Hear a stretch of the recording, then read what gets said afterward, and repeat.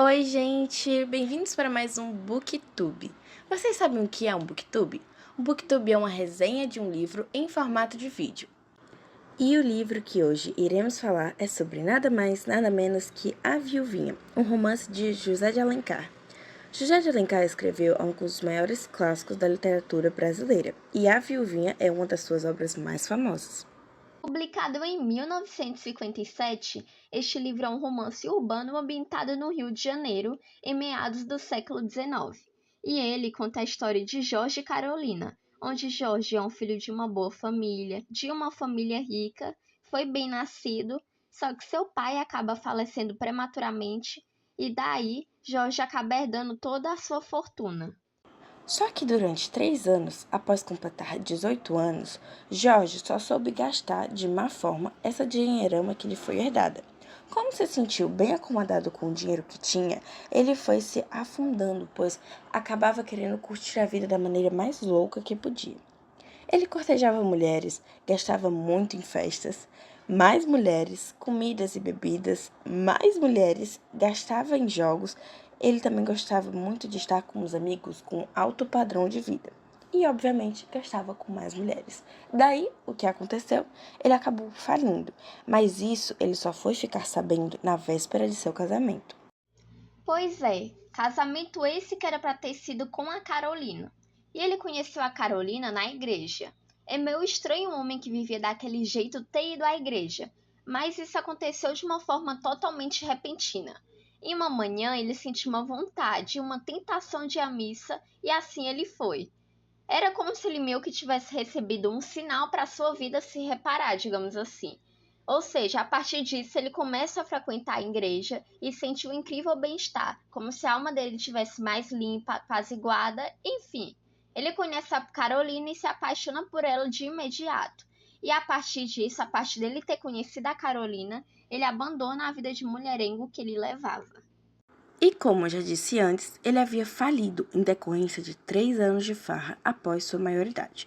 E isso só descobriu um dia antes de se casar. Isso o envergonhou tanto que forjou sua morte pela madrugada do dia seguinte à sua cerimônia.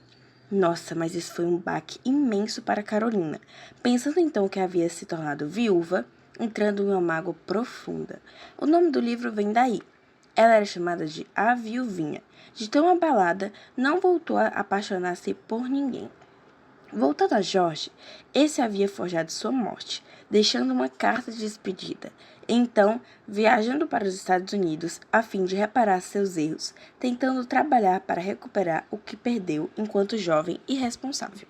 E é agora em diante, vivendo nos Estados Unidos, que ele passa a se chamar Carlos e trabalha como um negociante estrangeiro. O suposto Carlos acompanha de longe a viúva, querendo saber se ela se mantinha fiel a ele. E como a Luísa já explicou antes, ela não voltou a apaixonar-se por mais ninguém, não acabando com o luto que ela tinha. Nisso se passaram 5 anos e depois desse longo período, Carlos volta para Carolina e confessa todo o amor que ele tinha por ela. Mas ela o recusa pensando que ele é outro homem e outra pessoa. Daí o Carlos acaba contando toda a verdade do que aconteceu e ela o perdoa e finalmente ele se casa. Dessa vez é pra valer, e como esse romance é daqueles onde a tragédia não dura para sempre, eles acabam tendo um final feliz. E ocorre tudo bem no final das contas. Então, assim, a gente entende qual é o plot da história, que foi tudo que nós explicamos desde o início.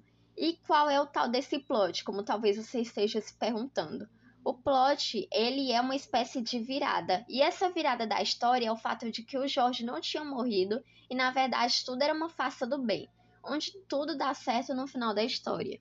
Agora, saindo do resumo e falando do livro de uma forma técnica, A Viuvinha é bem interessante para se ler, pois trata-se de um romance para qualquer idade, onde o final não é trágico. A linguagem usada é de época e possui muitas formalidades, mas de jeito nenhum é difícil de se ler. Há na narrativa um leve toque de humor da época, trechos onde o autor narra a história de forma levemente engraçada, fazendo humor da situação dos personagens.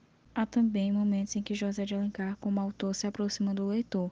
O narrador, este que é em terceira pessoa, um narrador onipresente, demonstra ter conhecimento de que há um leitor do outro lado da página e, em vez ou outra, dirige-se a ele. Os personagens da trama são poucos, somente 4. São estes: Jorge, que futuramente se passa por Carlos; Carolina, Dona Maria, mãe de Carolina; Senhor Almeida, ex-tutor e amigo do falecido pai de Jorge.